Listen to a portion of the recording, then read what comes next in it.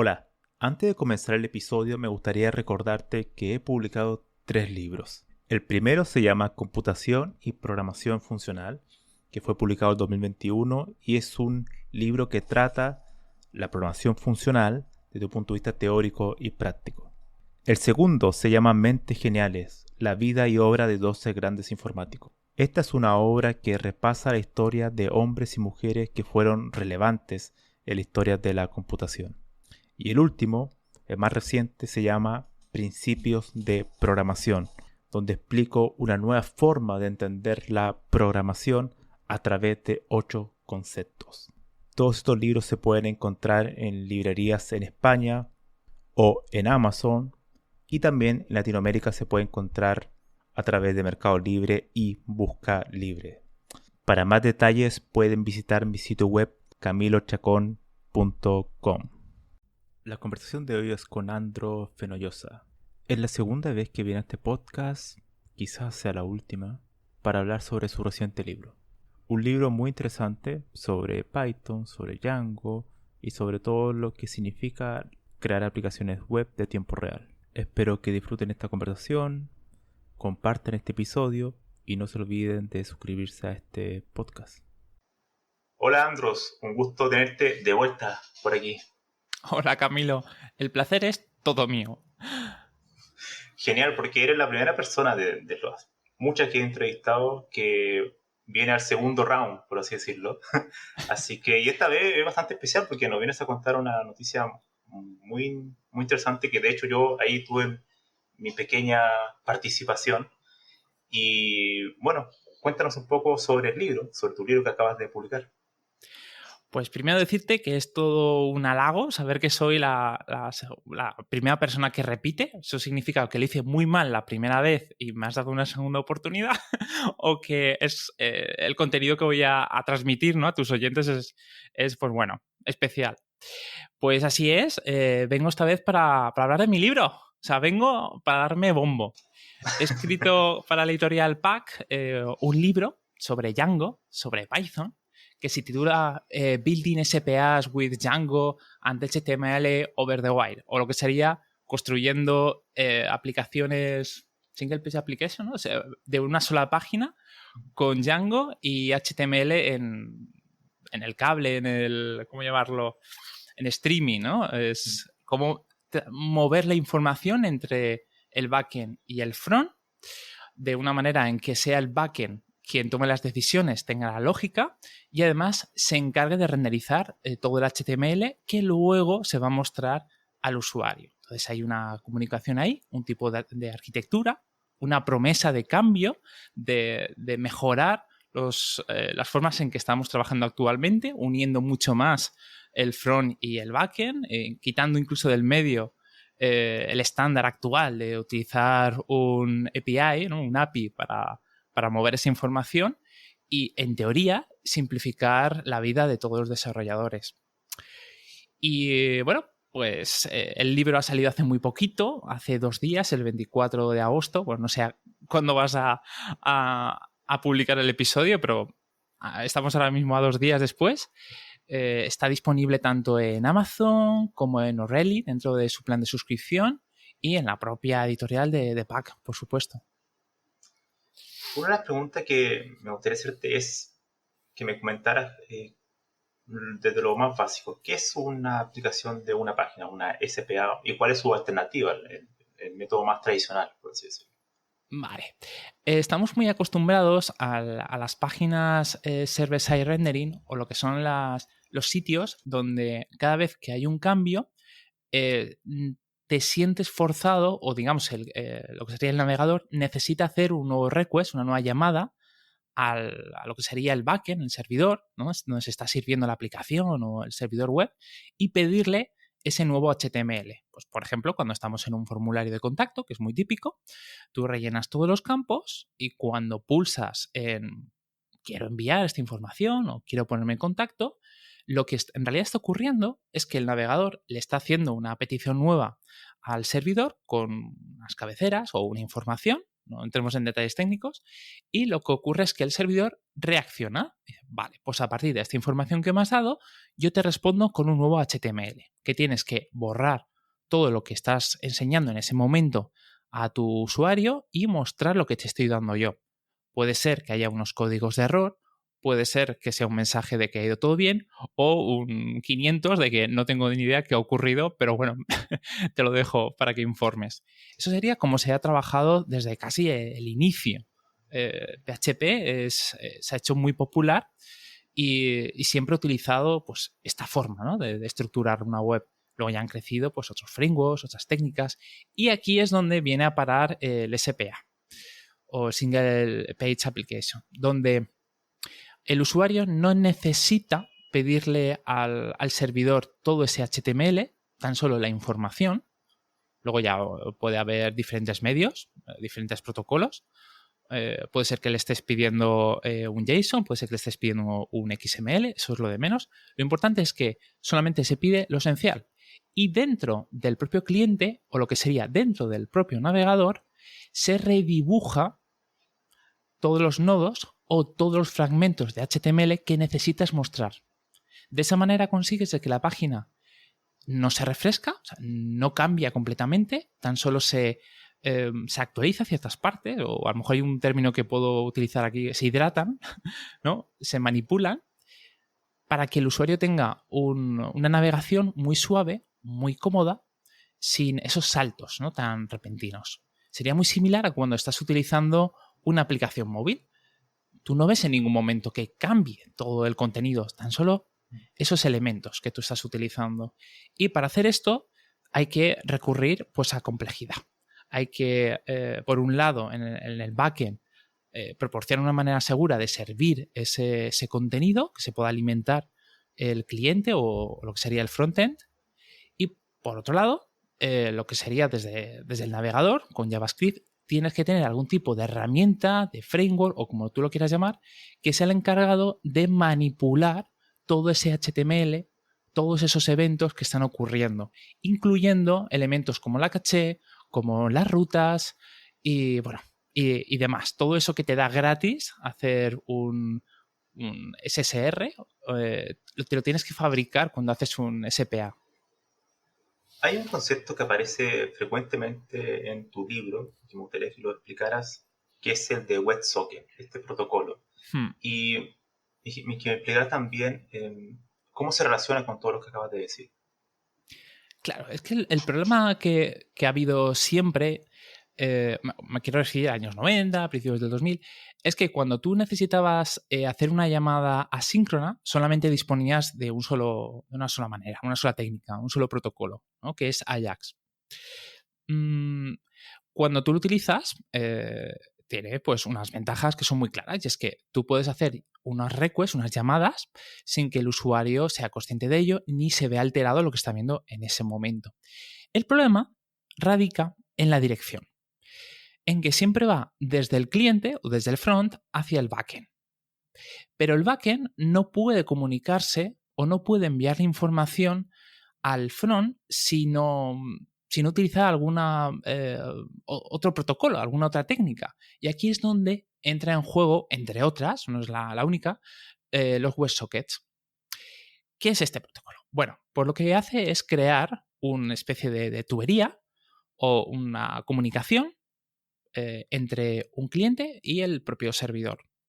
Y a partir de ahí, ambos pueden enviar o recibir información, que además es asíncrona. Utilizando este concepto se ha desarrollado muchas aplicaciones, como puede ser chats, puede ser sistemas de subastas, cualquier cosa que necesites que haya una comunicación entre ambos. También se utiliza muchísimo en el mundo del web, del game development, lo que sería servidores pues, para partidas online, multijugador, donde tú constantemente tienes que estar recibiendo y enviando, ¿no? Para que el juego se vea igual para todos los jugadores. Vale, pues utilizando ese protocolo es donde surge la técnica en la cual hablo en el libro. Hay otro concepto, una herramienta, mejor dicho, que que aparece de hecho en el título de tu libro, que es Django. Y Django es un framework para desarrollo web con Python. Me gustaría preguntarte sobre por qué Django, sabiendo que hay muchos frameworks hoy en día en Python. ¿Qué es lo que entrega Django, sobre todo en este tipo de sistema, ¿no? Que son de tiempo real y con WebSocket? Es una pregunta bastante recurrente porque ahí me quiero decir, dentro de mi ámbito laboral, siempre se me pregunta por qué utilizar Django o por qué utilizar FastAPI en este momento o utilizar algún tipo de herramienta como puede ser Flask o lo que sea, ¿no? ¿Por qué casi siempre utilizamos Django? Y en este caso yo lo he incluido dentro del desarrollo, ya que hay muchísimas más herramientas, como tú estás diciendo, y al final Django, su objetivo nunca ha sido trabajar únicamente con WebSockets ni esta arquitectura. De hecho, es algo que yo casi he tenido que, entre comillas, poner con calzador en algunos momentos. Lo bueno de utilizar Django es que tiene una grandísima estabilidad, una gran trayectoria, muy buena documentación y además tiene una multitud de herramientas que ya vienen dentro. No tienes que ir recurriendo de proyectos paralelos, como si ocurre, por ejemplo, por decir a alguien, con FastAPI. Cuando tú quieres tener migraciones o quieres conectar con una base de datos o necesitas tan solamente, por también meterme más profundamente en el tema, cómo definir la manera en que tú vas a recibir o vas a serializar los datos, ahí se queda corto, no puede abarcarlo todo, mientras que Django sí. Y si aún así se te queda pequeño, tienes otros frameworks que también son muy maduros, como REST Framework y algunos otros más, que puedes incorporar, que además también algunos de ellos se están desarrollando por el propio core, ¿no? de Django, lo cual le da mucha más confianza, ¿no? al proyecto, y tienes muchas soluciones de distinto tipo, tanto de despliegues como servidores, como lo que necesites. Yendo al tema del libro en sí, a su formato, su estructura, ¿qué se va a encontrar el lector al abrir tu libro? ¿Qué tipo de libro es? En el sentido de que siempre hay como dos tipos de categorías de libros técnicos. Uno que presentan conceptos y hay muchos ejemplos que lo van explicando, y otros son como mini proyectos que van apareciendo y se van explicando los conceptos. ¿Cuál es el enfoque que adoptaste para tu libro? Lo primero que te vas a encontrar es una portada muy bonita, con muchos colores. Y el texto muy grande, con un fondo negro, para que lo puedas leer aunque tengas la vista cansada. Después de eso, te vas a encontrar un prólogo de un autor que yo admiro mucho. Ahora mismo no caigo en su nombre. Tiene un podcast. Eres tú, por si alguien no se ha enterado aún. Que está muy bien, porque no solamente hablas de la tecnología que yo desarrollo en el libro, sino además das un contexto. Y después de eso, vale, ya es cuando empieza el libro. El enfoque es como si fuera una clase. Yo estoy muy habituado a dar formación, sobre todo a personas que se están reciclando o que quieren hacer un pequeño máster, una especialización o algo parecido y necesitan llegar a pues, tener los conocimientos prácticos y básicos para ser un backend, para ser un front o lo que sea necesario. Bueno, pues ha sido el mismo. Es como si yo tuviera un montón de alumnos delante y desde un conocimiento muy básico dentro de Django y de Docker, porque eso es otro tema, todo gira alrededor de contenedores para simplificar muchas de las tareas, le voy llevando de la mano al lector por cada una de las claves que hace potente utilizar WebSockets o lo que es el tema de la comunicación asíncrona. Vamos desvelando poquito a poquito todas esas características, donde culmina con un par de capítulos donde creamos ya una aplicación completa, un blog, para ser más exactos, donde tiene todas esas partes. Pero eso no quita que durante el libro, aparte de la teoría, haya muchas partes prácticas. Por ejemplo, creamos un chat con diferentes salas. También creamos un sistema para saber tu índice corporal. Otro donde tenemos un pequeño sistema de subastas. Y a todo esto, todos mis ejemplos y todas las partes donde me parecen que eran demasiado largas a nivel teórico, siempre doy un fragmento de código explicado en Python, obviamente, con un poquito de Django, para que veas una implementación real, ¿no?, de todo lo que se está hablando. Entonces, resumiendo, ¿cómo lo he enfocado? Pues como si fuera una clase. Pero pido, como mínimo, que haya cierto conocimiento de Python y de Django. Genial, genial. Otra cuestión que, desde el punto de vista más como práctico, ya que tu libro trata sobre aplicaciones de tiempo real, o sea, el desarrollo de este tipo de aplicaciones, ¿cuál crees tú que es la gran ventaja de un programador web, por ejemplo, que sepa este conocimiento, que sepa desarrollar este tipo de aplicaciones? ¿Y por qué son importantes hoy en día? Porque no son muchos libros que tratan estos temas.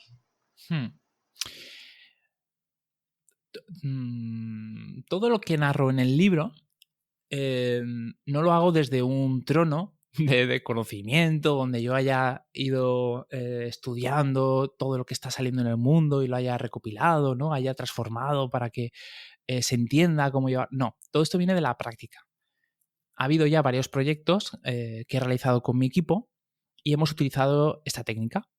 De hecho, hace muy poquito, antes de irme de vacaciones, entregamos un sistema, un marketplace, donde utiliza HTML over the wire, donde todo se genera en el backend, está toda la lógica y el front únicamente se encarga de servir y gestionar los eventos. Entonces, todo ese conocimiento que yo he ido acumulando lo he resumido e intentado simplificar para que haya una evolución, bueno, progresiva, ¿no?, para que se vaya entendiendo cómo puedes llegar a resolver ciertos problemas. De hecho, hay un capítulo entero que ahora mismo de memoria no sé decirte cuál es, no creo que es el número 6, porque estoy viendo el índice aquí, donde me dedico únicamente a desplegarte todos los problemas típicos que te puedes encontrar cuando haces una SPA utilizando esta arquitectura y cómo lo puedes resolver. Tema de rutas. ¿Qué pasa si el usuario pulsa atrás, ¿no?, en el navegador? ¿Esto cómo puedes gestionarlo? Cómo puedes hacer caché de las propias llamadas y bueno, y muchas más cosas que he tenido que resolver, ¿no?, a base de palos. También cómo he resuelto el desorden. Al final acabas con ficheros muy largos, ¿no?, el típico código espagueti, ¿no? Cómo puedes esto dividirlo en módulos más pequeños, cómo puedes comunicarte con el equipo de front para que te ayude. Bueno, al final es un resumen de cómo puedes llevar a la práctica todo esto, pero dentro de Django. Hablaste hace un momento sobre Docker. Me gustaría que comentaras un poco por qué ocupaste Docker y cuál es la ventaja, sobre todo para las personas que van a leer el libro cuando empiecen a probar el código, por ejemplo. En realidad, Docker no es esencial para poder trabajar ni con Django, ni con Python, ni con el desarrollo web, pero sí que lo hace mucho más fácil, sobre todo cuando necesitas trabajar con un equipo. Y aquí no estoy hablando del libro, sino de la propia tecnología, ¿no?, de Docker. Cuando desarrollo con mi equipo, es muy habitual de que haya problemas pues entre un Windows y un Mac, o entre un Mac y un Linux, con ciertas dependencias o con ciertos ficheros, pero eso desaparece completamente cuando se dockeriza, ¿no?, cuando se crea una imagen y lo que hacemos es pasarlo entre nosotros o se sube al repositorio del proyecto. Entonces, esa forma de trabajar a mí, personalmente, me quita muchos problemas. Por ello mismo, aquí enseño cómo puedes coger un proyecto hecho en Django, hacer que funcione sobre Docker y además aprovechar esta herramienta para hacer más fácil algunas tareas, como por ejemplo el tema de recibir los correos electrónicos, ya que se crea una imagen, mismo no recuerdo el nombre, Mailhawk, exacto, un pequeño servidor, un fake de SMTP para tú poder gestionar los correos que se envían, o también hace muy rápido crear una instancia de Redis, ¿no?, para gestionar el tema de los canales o de la caché, o simplemente con un trocito de de definición dentro del Docker Compose, puedes crear tu Postgres funcionando en la versión que necesitas. Entonces, todo eso a mí me ayuda muchísimo dentro del backend y a mi equipo. ¿Por qué no voy a llevarlo, no? ¿Por qué no voy a enseñarlo a esas personas, a esos lectores que me van a acompañar en el libro? ¿Cuáles son los recursos disponibles que tiene el libro? Por lo que vi, hay un repositorio en GitHub, ¿no? Sí, de hecho fue una petición que me hizo la editorial, de que cada uno de los capítulos o todo el código que yo iba escribiendo tenía que tenerlo subido en GitHub para que fuera disponible, ¿no? Para que si alguien se quedara atascado en cualquier paso, pues enseguida pudiera clonarlo y continuarlo. Aparte de GitHub, un requerimiento que yo pido a la hora de empezar a trabajar es que tenga, si puede ser, una IDE sobre Python, y en este caso yo recomiendo PyCharm, sobre todo su parte profesional, porque tiene una integración, a mí me parece magnífica, sublime, con Docker, haciendo que el desarrollo pues esté unificado. O sea, todo tu código tenga una repercusión real sobre lo que estás virtualizando en ese momento. Y otra cosita que pido es tener un conocimiento mínimo de Django. No significa de que tengas que tener un conocimiento suficiente para montarte una gran infraestructura ni nada parecido, pero sí lo justito, lo básico para crear un proyecto y tener un pequeño blog. Algo que puedes lograr con el típico curso de la Django Girls, que es libre y accesible, o si no también pues el que tiene Firefox, bueno, o Mozilla, que está bastante bien y está muy bien resumido. ¿Cuáles son los siguientes pasos de Andros? ¿Qué es lo que se viene para el futuro? ¿En qué proyecto estás o en qué proyecto estás? Porque sé que también creaste un newsletter, así que quizás sería interesante que nos comentaras sobre eso. Sí, de hecho, yo no sé por qué saqué la newsletter. No tenía ninguna necesidad. Bueno, pues tengo muchos planes ahora mismo, muchas propuestas sobre la mesa y tengo que elegir. No se puede abarcar todo en esta vida, desgraciadamente. Y además, según pasan los años, no sé si te pasa a ti también, cada vez le doy mucho más valor a pasarlo con la familia, con la pareja, con los amigos, ¿no? Intento dejar un poco de lado tanta tecnología, tanta charla, tanto movimiento, ¿no?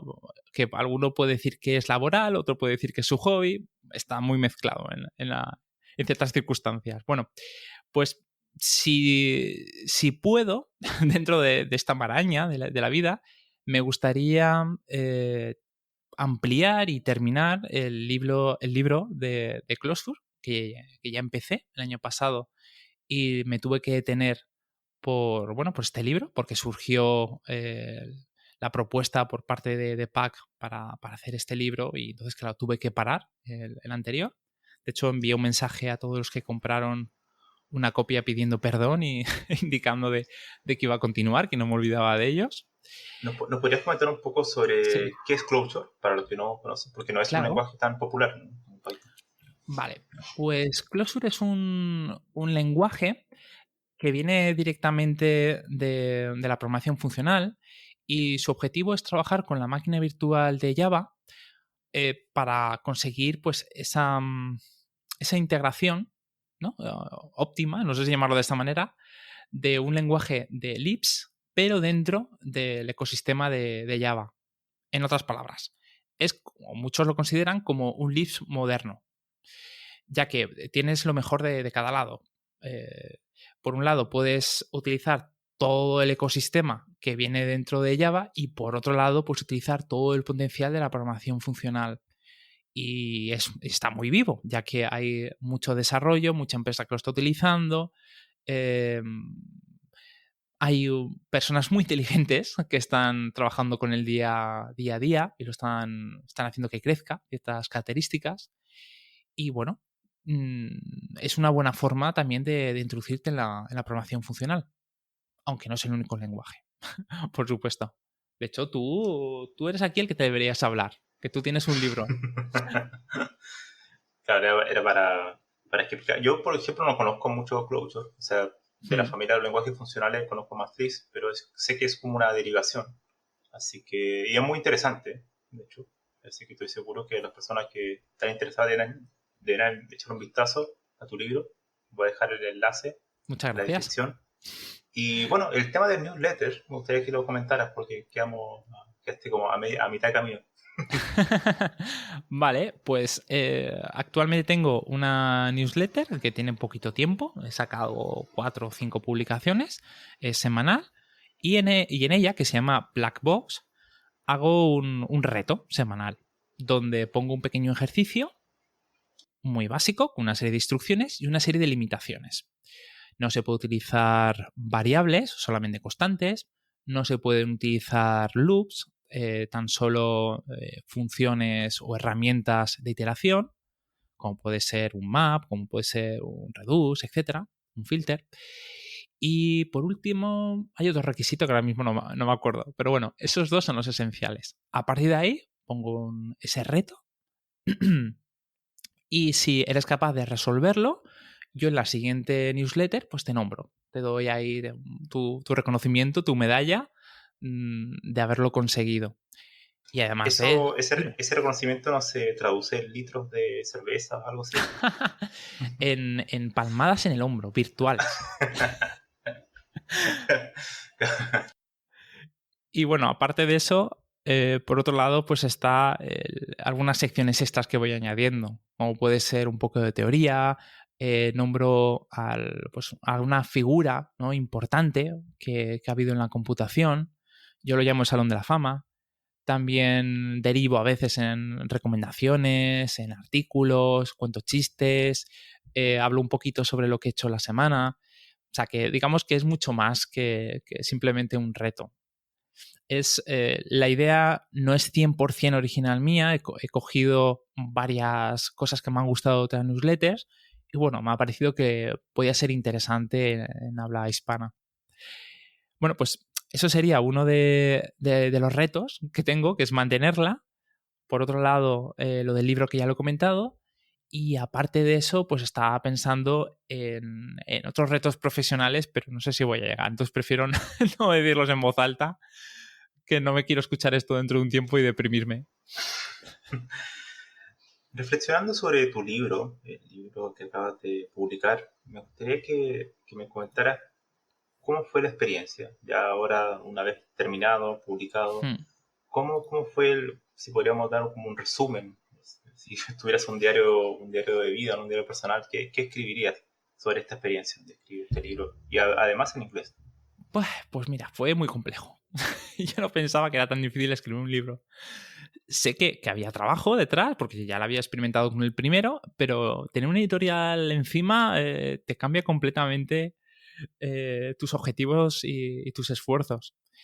De hecho, yo había escuchado una frase que era algo así como que 1/3 del tiempo te lo pasas escribiendo y 2/3 corrigiendo.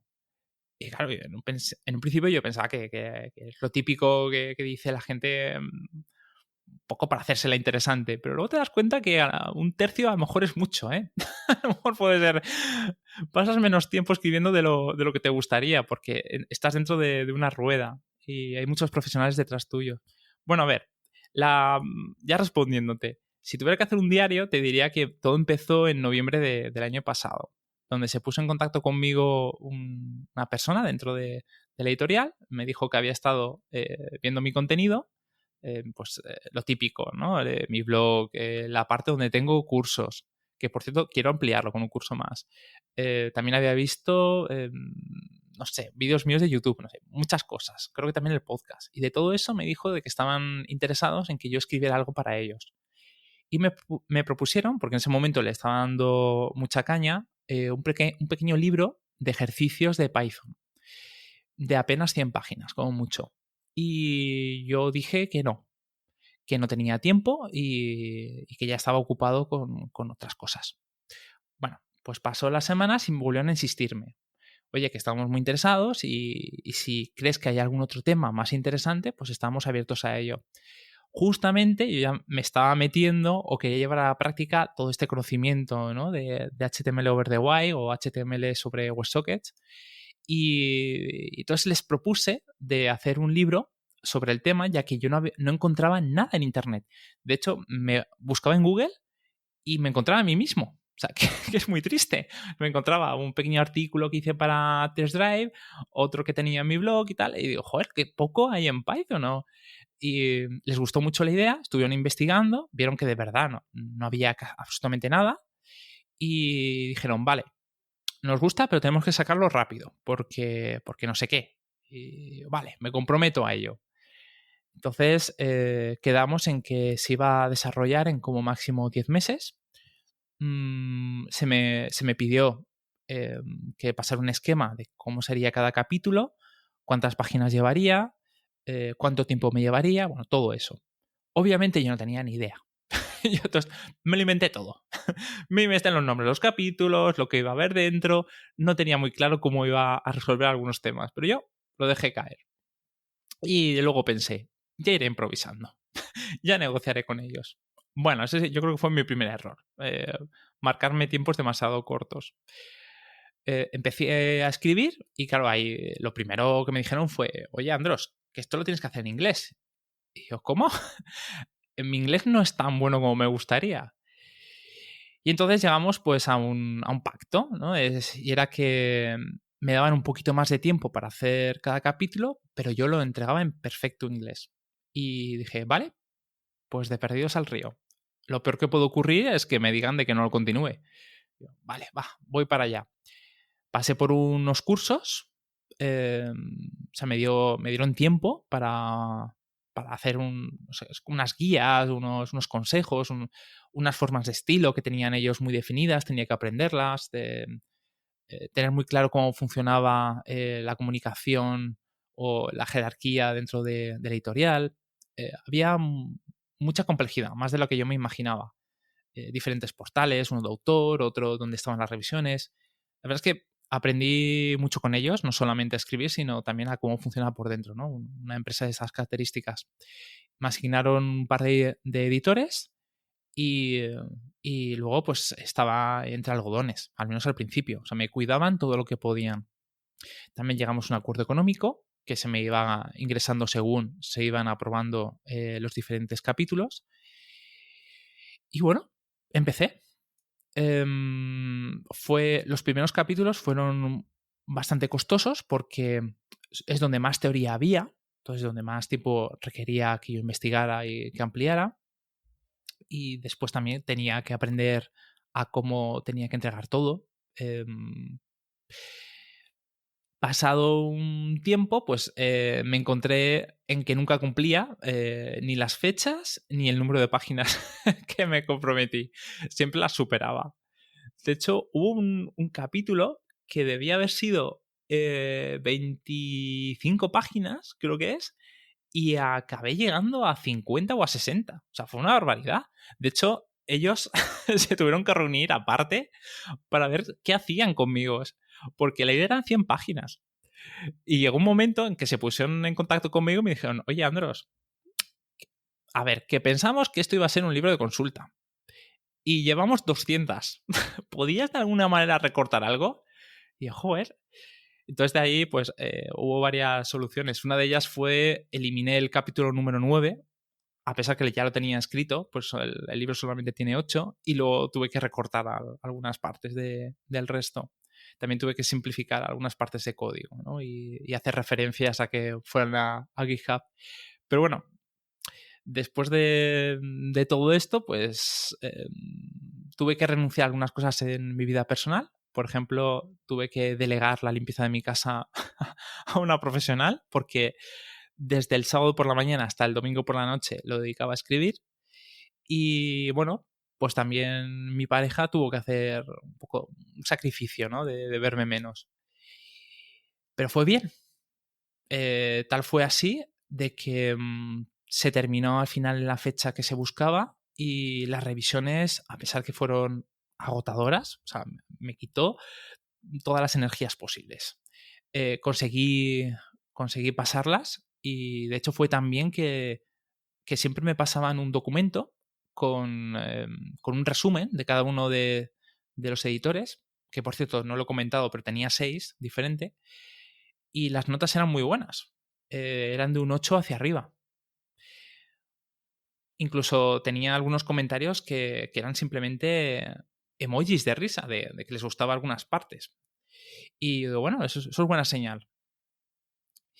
Y eso, y esa fue la aventura. Genial. Para las personas que... Hay algunas personas, no todas, porque realmente siempre son menos los que comparten conocimiento y Sí. sobre todo escribir. Me gustaría ¿qué consejo le darías a alguien que le gustaría escribir un libro técnico? Un libro técnico de, no sé, puede ser de Python o de cualquier herramienta, y que tiene esta actitud, ¿no? del gusto por compartir conocimiento, pero no tan solo eso, sino que el gusto por escribir. ¿Qué consejo le podrías dar? Tu peor enemigo siempre va a ser la página en blanco. Y luego marcarte unas expectativas que son demasiado grandes. Cuando vas a escribir un libro, o al menos cuando no tienes ese entrenamiento mental de escribir a menudo, es normal que te quedes bloqueado, que pienses que lo que estás escribiendo es una estupidez y no continúes. Por eso mismo, esta frase que es tan recurrente en la programación de es mejor acabado que perfecto, ¿no? También se puede volcar en la escritura, en la formación, en la manera que escribes. Es mejor tener un párrafo corto que explica lo que tú necesitas a tener un extenso que nunca termina de gustarte, que siempre tiene puntos, que deberías revisar en algún momento. No. Escribe lo mínimo, lo que tú creas que es necesario, pon el código que también tú creas que sea justo y necesario, intentando siempre llegar al grano, y ya después, cuando hagas una revisión o cuando te pongas a leerlo, de forma natural ya irás ampliando. Notarás que hay huecos o que hay saltos que en tu cabeza, pues, en tu cabeza funcionaba cuando lo escribías, pero luego cuando te pones en el rol del lector, notas que no hay una continuidad. Y si puede ser que siempre haya una segunda persona, alguien que lo lea y te dé un feedback. Y ese conocimiento o esa revisión que te transmite, no te lo tomes como algo personal, sino como si fuera una herramienta. Como que cuando tú estás escribiendo tienes un corrector ortográfico, no te vas a enfadar con el corrector, ¿no? Le vas a hacer caso, vas a intentar que tu texto esté bien escrito. Pues lo mismo ocurre cuando alguien te da una crítica. Lo hace para que tenga sentido, para que sea cómodo, para que sea atractivo. Y tampoco seas muy... Esto ya es un consejo mío total. No seas demasiado formal, demasiado correcto. Intenta dejarte llevar y alguna broma en algún sitio pues va bien, aunque no sea muy buena, para romper de vez en cuando la lectura y hacer mucho más ameno el contenido. Esos serían mis consejos. Genial, Andro. Un gusto tenerte aquí en este segundo round. Así que fue realmente un privilegio tenerte aquí. Y bueno, me gustaría que te doy la palabra para decir tus últimas palabras. Espero que no de vida, ¿no? Oh, Dios mío. ¡Qué tensión! Sino que en la segunda parte de este episodio. Ya esperemos que la tercera vendrá pronto. No sé yo, ¿eh? Cuando me has dicho últimas palabras no veo tercera parte. Vale, pues mis últimas palabras son que estoy muy agradecido de que me hayas invitado de nuevo. De hecho, respeto mucho tu figura como escritor. Tengo tus libros. Ahora parezco el fan este típico insoportable. ¡Ay, tengo todo y me encanta! No, de verdad, me gusta mucho lo que escribes, lo que publicas y creo que das un contenido de un nivel que es raro encontrar. Eres un unicornio. Y aparte de eso, quiero comentar que no solamente de libros vive el desarrollador. Escribir en un blog es igual de importante o incluso más, ya que es un contenido libre que puede consultar cualquier persona. Al final los libros pues se compran, pero se suelen desactualizar o se suelen piratear. No es tan importante. De verdad, intentar compartir en un sitio que sea vuestro, si puede ser un blog hosteado en vuestra propia máquina o en un sitio vuestro, de verdad, y compartir vuestro conocimiento, por muy tonto, por muy absurdo que sea. He resuelto un montón de problemas en mi vida por tonterías que alguien ha publicado en su blog. Y sobre todo porque ayuda para crear comunidad, ¿no? O sea, Por conocer muchas supuesto. personas a través de compartir conocimiento. O sea, a la vez que tú das, también recibes, ¿no? Sí, eso es lo típico del profesor, ¿eh? Que cuando tú estás enseñando, están aprendiendo dos personas. Tú cuando tienes que formarte, te tienes que preparar el temario, la clase, amplías tu espectro de conocimiento. Cuando tienes que explicar algo de una forma sencilla, ahí entiendes si de verdad lo entendías o no. Y luego, obviamente, esa persona, ¿no? Ese conocimiento que le transmites. Genial, excelente forma de terminar este episodio. Así que una vez más te lo agradezco, Andrew, por estar aquí. Y bueno, ya nos veremos por ahí, por las redes sociales. Así que Eso espero. en la descripción va a estar todo tu enlace, o sea, de tu newsletter, de Twitter y también dónde conseguir el libro. Que espero, y de hecho ya vi, hay dos reseñas muy buenas en Amazon, así que eso está genial, ¿no? Sí, sí, sí, sí. Estoy muy contento de momento. Tanto el feedback que he tenido ahora mismo con estas reseñas como durante el desarrollo del libro. Vamos, es una compra que tenéis que hacer sí o sí. Totalmente. Bueno, Andrés, un gusto. Nos vemos en Igualmente. en una siguiente oportunidad. Hasta luego.